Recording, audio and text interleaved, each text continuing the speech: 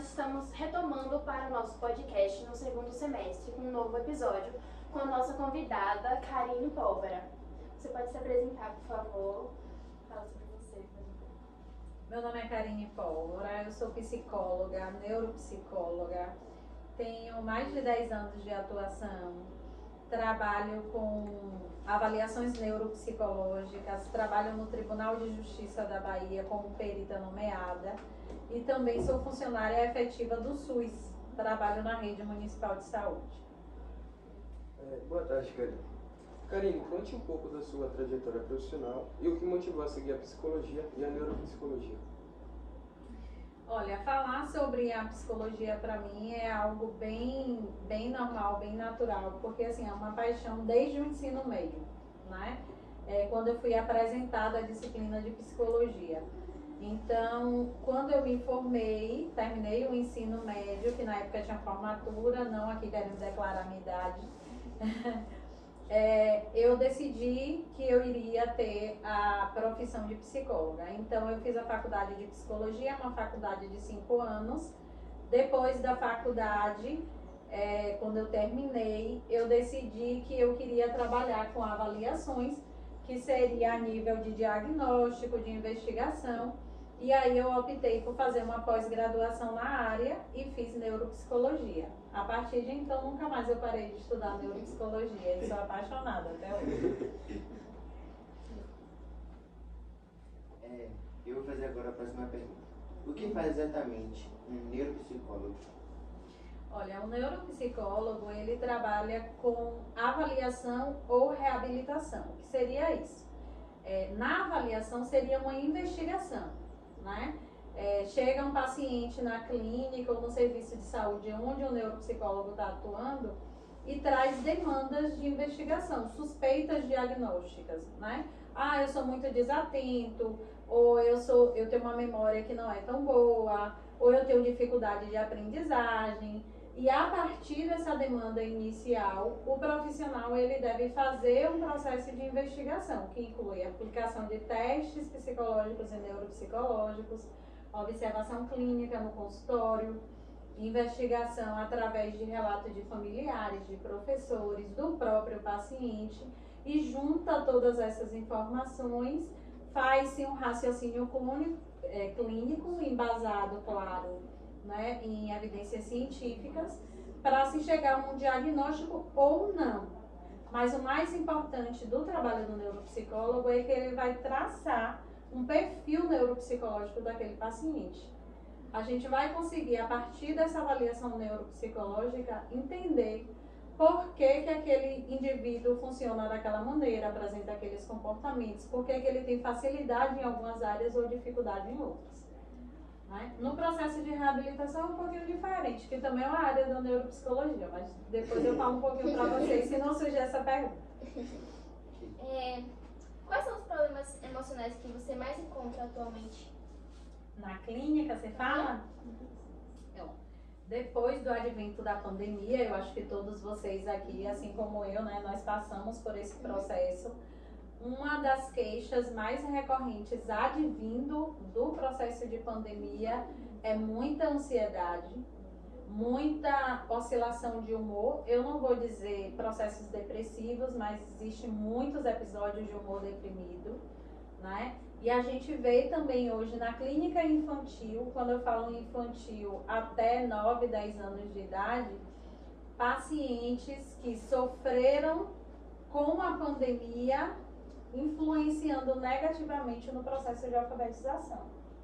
Então, assim, as maiores queixas hoje: ansiedade, humor deprimido e dificuldades de aprendizagem ou transtornos de aprendizagem que muitas vezes deixaram de ser vistos na época da pandemia, né, porque o ensino estava à distância, estava híbrido, os profissionais também para atender na clínica estava de recesso, né, por conta de todas as privações que passamos. Então esses problemas foram se arrastando e hoje são os que eu mais vejo.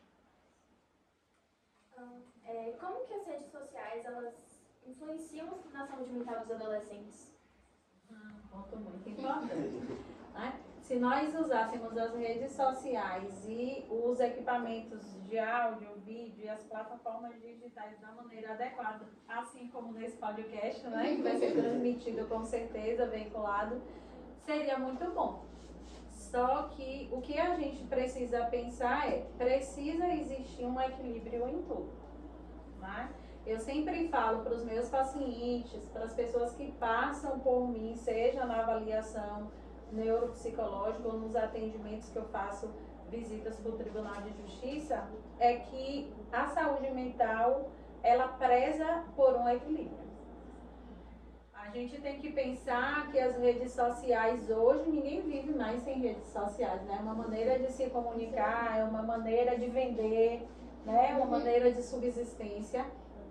É um lugar onde você também vai encontrar conteúdos para estudar, para se atualizar, enfim.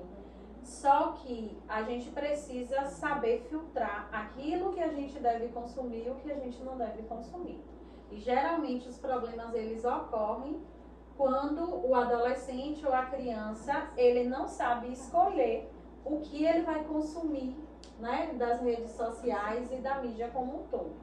Então, assim, eu acho que o maior problema hoje, o que influencia negativamente a saúde mental dos jovens, são justamente conteúdos que não agregam e que muitas vezes são consumidos, na maioria das vezes, em excesso.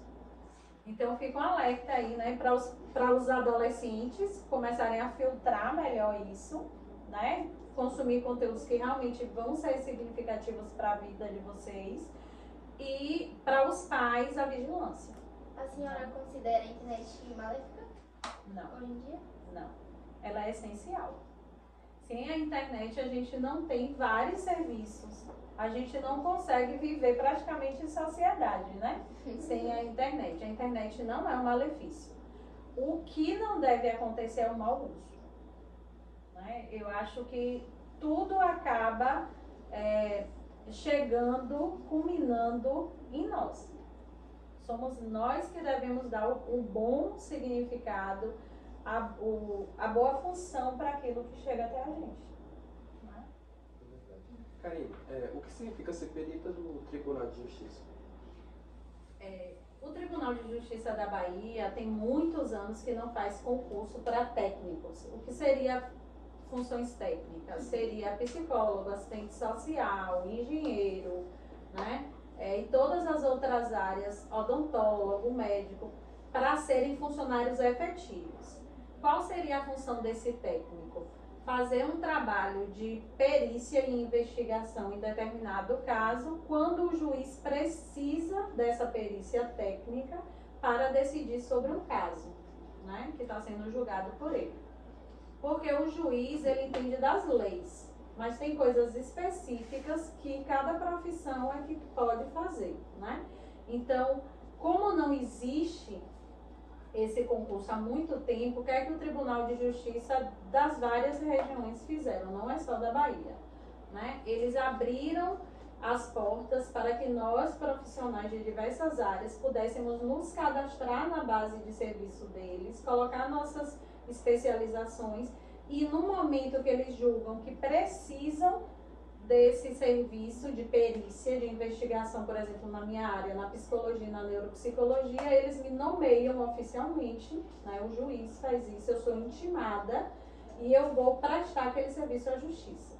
Esse trabalho geralmente é feito através de visita domiciliar e nessa visita domiciliar eu faço um estudo sobre a situação que foi me pedido para responder e respaldar o juiz na decisão dele.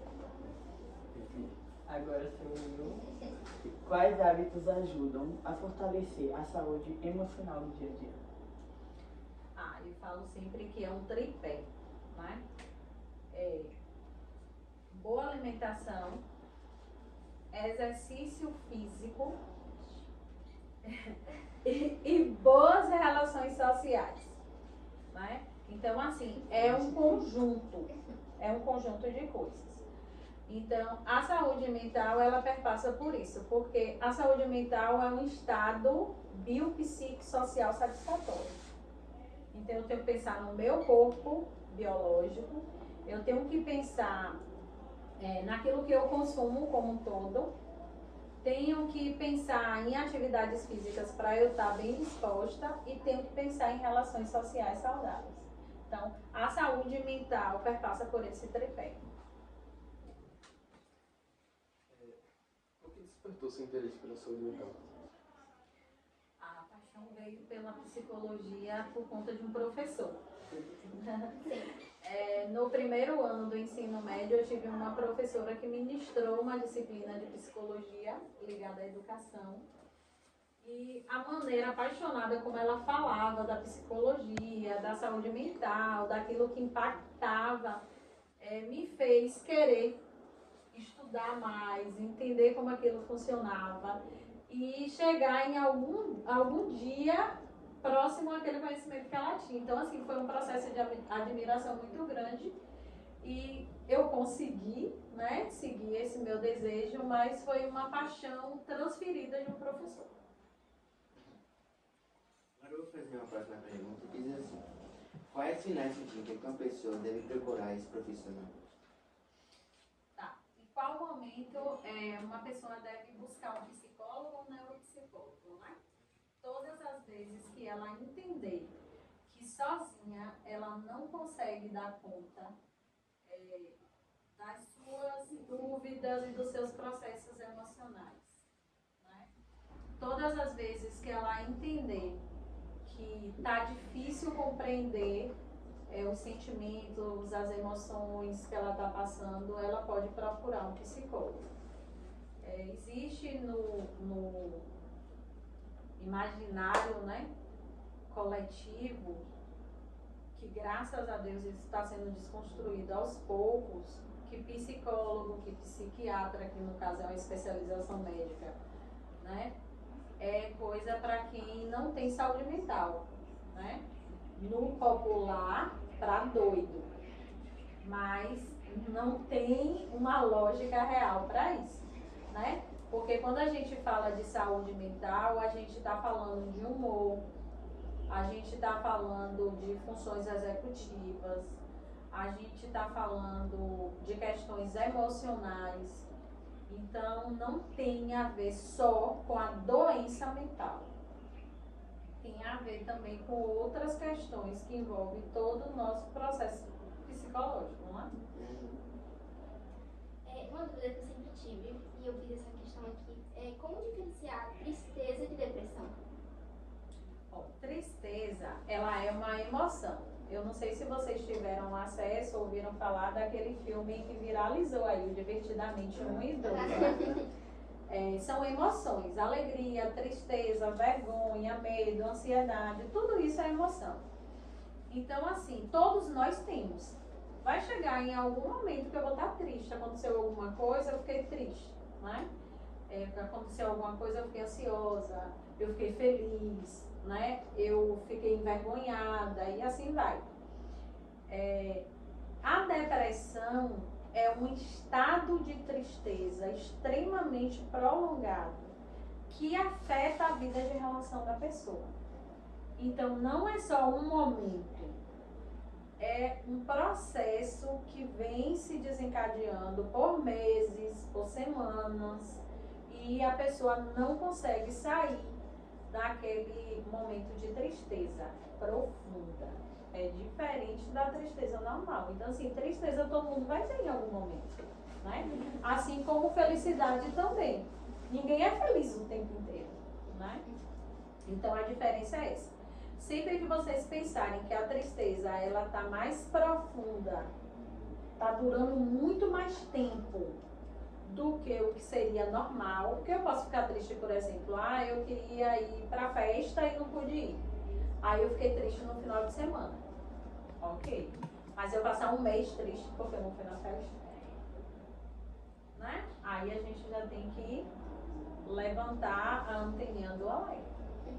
Então a diferença é essa. Tá comprometendo a minha vida de relação, tá impedindo que eu estude, ou que eu trabalhe, ou que eu me relacione com as pessoas do meu convívio, é a hora de procurar um profissional. Já não é mais só uma tristeza normal, tá? Se é uma tristeza que tem um motivo, eu tô triste, mas com o tempo eu ressignifico isso e consigo viver tranquilamente, Então é só uma emoção que está funcionando. Uma hora ela chega. Tem como, não sei, identificar se a pessoa tiver com depressão? Tô me sentindo mais triste do que o normal, assim. Se a própria pessoa tem como identificar, É, ou se isso. outra pessoa identificaria. A própria pessoa. Tem. É só você olhar qual é o padrão de tristeza que você tem. Tipo, eu fico triste, mas com 2, 3 dias eu já melhoro. É só eu mudar o foco, fazer aquilo que eu gosto, eu volto ao normal. Né? Esquecer aquilo que me fez ficar triste. Tá tranquilo, é uma tristeza normal. Se eu tô triste, eu não consigo dizer porquê. Tô apática, não me dá vontade de fazer nada, né? Tô com anedonia, que a gente chama, que é justamente essa baixa energia, essa baixa volição para fazer as coisas, aí tá na hora de procurar ajuda. Então a própria pessoa pode entender que ela tá precisando de ajuda, né? E outra coisa que eu vou ressaltar para vocês, pode não ser uma depressão, transtorno depressivo, que é uma patologia. Pode ser episódios depressivos, que tem uma diferença aí também, mas seria assunto para a gente ficar aqui a tarde toda.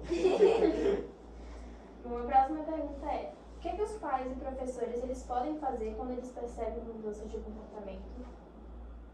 O primeiro passo é conversar. Eu sei que na adolescência é difícil conversar com o pai e com a mãe, né? É, um pouco. Né? A gente se sente logo incompreendido, ninguém me entende, ninguém sabe o que é que eu estou passando, é bem assim. Mas assim, o diálogo e a vinculação, ela é muito importante. Então, o primeiro passo é conversar. A partir do diálogo, de entender o que está acontecendo, a gente consegue resolver qualquer coisa.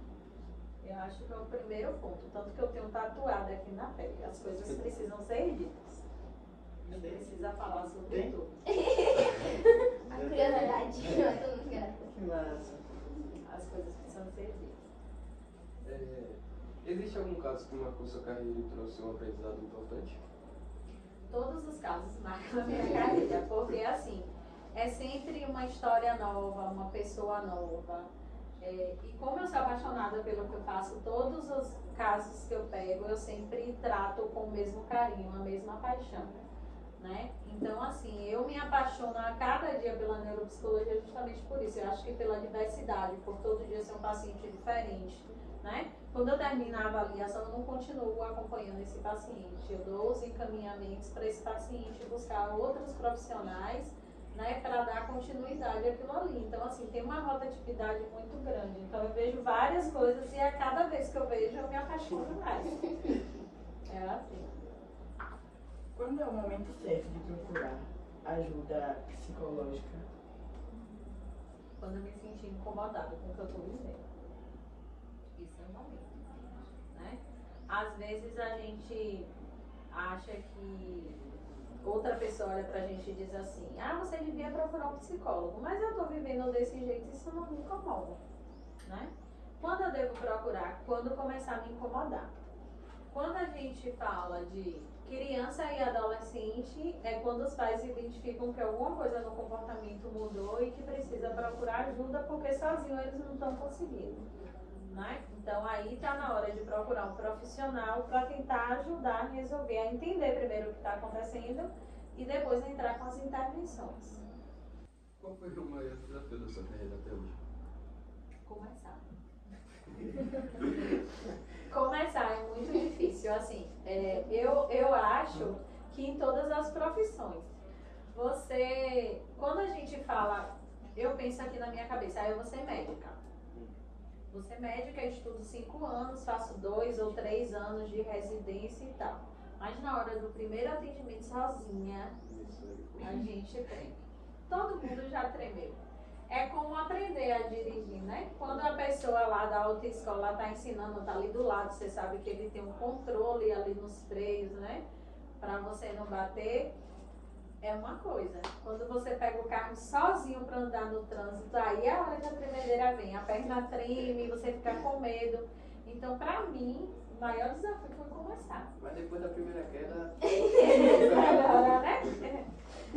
E assim, os erros vão acontecer no início de qualquer profissão, Mas o que a gente não pode deixar de pensar é, a gente não pode parar de estudar nunca. Vai fazer doutorado, pós-doutorado e vai ter que continuar estudando. Agora eu vou fazer a próxima pergunta. Como funciona uma avaliação neuropsicológica? A avaliação neuropsicológica, como eu já falei, é um processo de investigação. Então, existe um momento em que a gente vai trabalhar com o paciente, quando é criança ou adolescente, com o paciente, com a comunidade escolar, a gente também conversa, né? Porque a escola é o lugar onde vocês passam a maior parte do tempo quando não está em casa, né? São 5 dias por semana, no mínimo, um turno inteiro. Então, os professores, a coordenação pedagógica, tem muita informação para passar sobre comportamento, sobre o processo de ensino-aprendizagem, né? Que é o desempenho acadêmico, as relações sociais na escola também. A família também participa do processo enquanto informantes, e todas as pessoas que estiverem envolvidas. Se essa criança ou adolescente ela faz uma consulta com o psicopedagogo, se tem uma professora do reforço escolar, se tem uma fonoaudióloga que já trabalha com essa criança por outras questões, a gente também conversa com esses profissionais para participar do processo de avaliação. No processo de avaliação neuropsicológica também tem a aplicação dos testes psicológicos e neuropsicológicos, né? Os testes psicológicos são restritos a psicólogo, é a nossa ferramenta de trabalho. Só a gente pode ter acesso, só a gente pode utilizar. Nenhum outro profissional. Então, esses instrumentos a gente utiliza porque é a nossa base científica de atuação. Então, assim, o trabalho é feito como um processo investigativo mesmo. É feito em consultório, com sessões semanais, aí depende de cada profissional, é 1 hora por semana, 2 horas por semana, de acordo também com a demanda do paciente. Quais são os seus sonhos e projetos para o futuro? Eu tenho vários projetos para o futuro. Minha cabeça fica assim, planejando o tempo inteiro. Mas eu gosto muito de pensar nos projetos que são mais palpáveis, né? O primeiro é conscientizar, né, o poder público da necessidade do serviço da neuropsicologia nos serviços públicos de saúde, porque eu sei que é um serviço ainda muito caro e que boa parte da população não pode pagar, né? E estou tentando fazer isso, então assim, é um sonho, é um projeto que eu estou discutindo, que eu estou buscando, inclusive eu trabalho no SUS, sou efetiva do município, presto esse serviço no município, né? E a gente está precisando agora alinhar alguns pontos com a gestão, mas eu pretendo continuar conversando para que a gente mantenha esse serviço no SUS com a qualidade que ele tem hoje. Esse é um sonho meu, mas é real. O segundo sonho é viver só da neuropsicologia. Viver só da neuropsicologia. Que infelizmente só trabalhar com isso. Aí, não precisar ser perita do Tribunal de Justiça da Bahia, né? Não precisar trabalhar com psicoterapia também. Viver só da neuropsicologia. Para isso, as pessoas que precisam do meu serviço precisam também ter condições de pagar. Então não depende só de mim. Né? Então, qual é o papel da escola na prevenção dos transtornos emocionais? Olha, a comunidade escolar, ela deve participar fornecendo um ambiente saudável, né? Um ambiente acolhedor, com profissionais que tenham sensibilidade e que estejam dispostos ao suporte. Na realidade de Piauí, eu até o momento nunca encontrei uma escola que não tivesse essa preocupação. A gente sabe que, independente de ser pública ou de ser particular, as pessoas que estão dentro dos espaços é que muitas vezes fazem a diferença, né? Então, o professor que identifica que o aluno está mais introvertido, que não está participando tanto, que mudou o comportamento de um mês para o outro, né? Que começou a ser mais triste, a falar menos, que identifica, que chama a coordenação, que comunica, que chama os pais e pergunta o que é que está acontecendo. Então, o papel da escola é participar ativamente, né, desse processo. É abrir as portas para receber os profissionais que estão acompanhando esses alunos e dar as informações necessárias com a autorização dos pais, claro. Mas, assim, está aberto a esse diálogo, a essa troca. Né? O papel da escola é esse, é acolher, dar um ambiente saudável e estar aberto a ajudar da forma como ele puder, a instituição puder. Você atua no SUS, na clínica particular e como perito. Como essa experiência se complementa? Desculpa aí por ter falado rápido. Não, eu entendi. Como todas elas trabalham com a base da psicologia, né? Que é o comportamento e a saúde mental, então elas acabam se entrelaçando por conta disso. Porque tanto sendo perita do Tribunal de Justiça, quanto trabalhando no SUS com avaliações neuropsicológicas ou na clínica particular, eu estou trabalhando com pessoas, eu estou observando o comportamento, eu estou trabalhando com a psique delas, né? Eu estou fazendo esse processo de investigação. Então, apesar de estar em campos diferentes, a base é a mesma, é o comportamento. Qual conselho você daria para quem tem medo ou vergonha de fazer terapia? Pense em você, antes de pensar nos outros. Porque até para eu ser bom com o outro, eu preciso estar bem. Né? Eu costumo dizer que tem uma máxima de uma das pessoas não, a pessoa mais perfeita que teve aqui na Terra, que foi Jesus Cristo. Né? E ele disse assim, que todos os mandamentos se resumiam em apenas 2 a partir da vinda dele. Que seria amar a Deus sobre todas as coisas e amar o próximo como a ti mesmo. Então, assim, se eu não estou bem, como que eu vou fazer o bem ao outro? Né? Então, quando a pessoa pensar em não procurar, mas ter certeza de que não está bem, ela precisa pensar isso.